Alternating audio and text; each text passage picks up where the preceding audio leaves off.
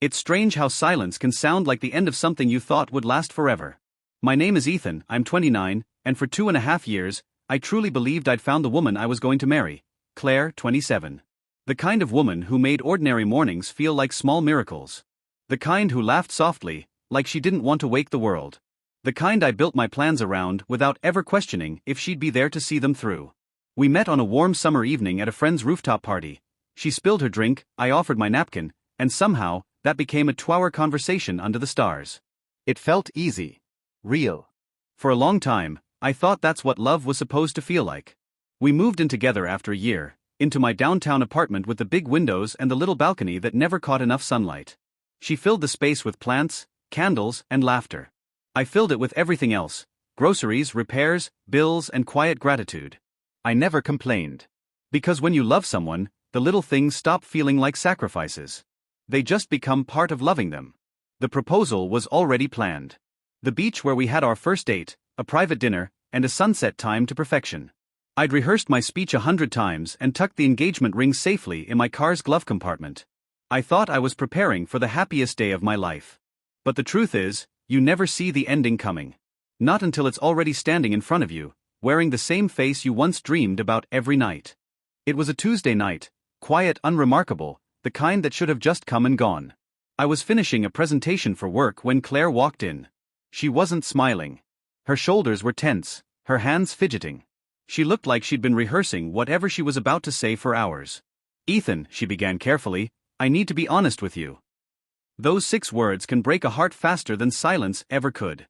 She took a slow breath. "I have feelings for you, but they're not romantic. I care about you deeply, but I'm not in love with you the way you deserve." Her voice didn't shake. Mine didn't either. I stared at her for a moment, letting the words settle into the space between us. The air felt heavier, like the room itself was holding its breath. "I understand," I said softly. "Thank you for being honest." She blinked, caught off guard. Maybe she expected a breakdown, or tears, or anger. But all I felt was an unexpected calm.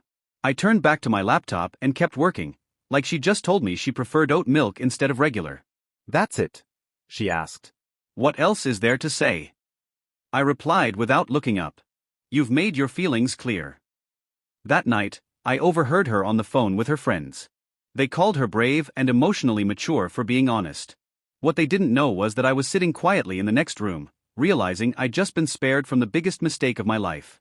The next morning, I drove to the jeweler. The same one who had helped me pick the perfect ring. He gave me a sympathetic look as I handed it back. But as I left, something surprising hit me. I didn't feel heartbroken. I felt free. Sometimes the universe doesn't punish you. Sometimes, it saves you. Claire said she wanted to stay friends. So, that's exactly what I gave her. No more oat milk lattes from her favorite cafe. No more almond croissants from the bakery she loved. No more Sunday morning pancakes or surprise dinner dates.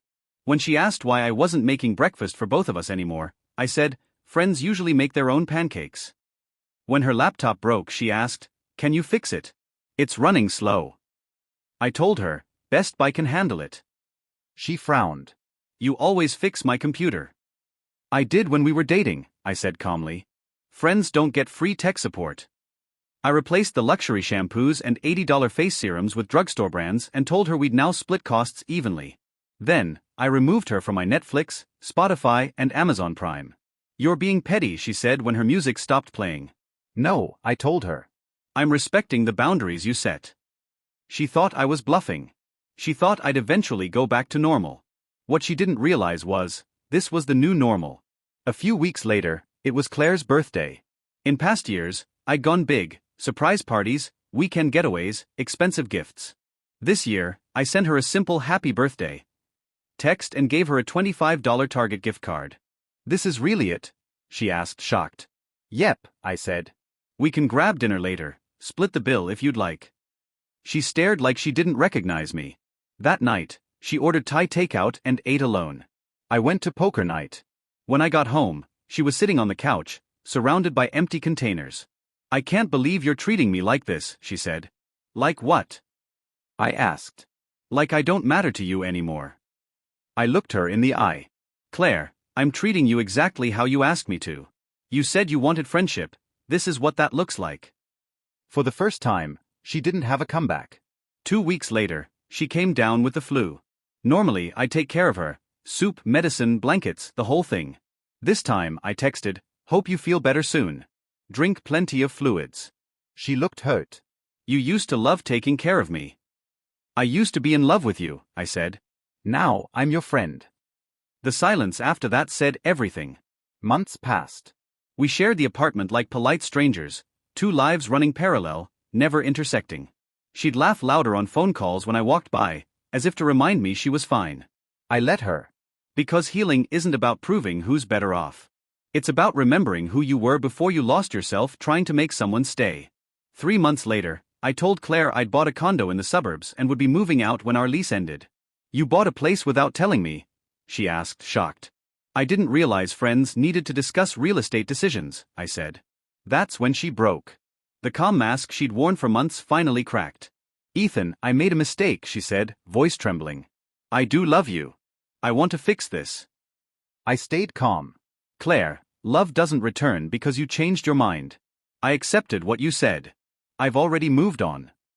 Her eyes filled with tears. "So that's it? You're just done?" "No," I said quietly. "I'm just finally starting." 2 weeks before I moved out, her sister Sophie came to help her pack. She pulled me aside while Claire was in the kitchen. "Ethan," she said quietly, "Claire found the ring receipt weeks before she ended things." And suddenly, it all made sense. The timing, the hesitation, the distance that had been growing for months. Claire hadn't been confused, she'd been scared. She didn't want to marry me, but she didn't want to lose the comfort I gave her either. When I confronted her, she admitted it. "I panicked," she said. "I thought maybe if we stayed friends, my feelings would grow." "You had 2.5 years, I replied. "The problem wasn't time, it was honesty." That night, I packed the last of my things. Claire stood by the door, silent, watching me. I didn't hate her. I didn't love her anymore either. What I felt was gratitude, for the lesson, for the clarity, for the freedom to start again. Now, I live in my new condo. It's quiet, but peaceful. I painted the walls myself. Hung up art I actually liked. There's no trace of the life I once had, and for the first time, I don't miss it. I'm dating someone new, Lena. She's a graphic designer. Warm, funny, and brutally honest in the best way. From day one, she made it clear what she wanted, how she felt, and where she saw us going. No guessing, no confusion, no half-love disguised as friendship. The first time Lena walked through my door, she looked around and said, "It feels like home here." And for the first time in a long time, it actually did.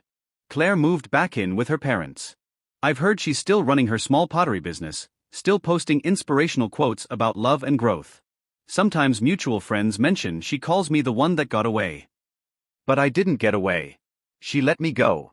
And that engagement ring money? It became part of the down payment, on a home, a future, and a love that finally feels real. Because sometimes, the people who break your heart aren't villains.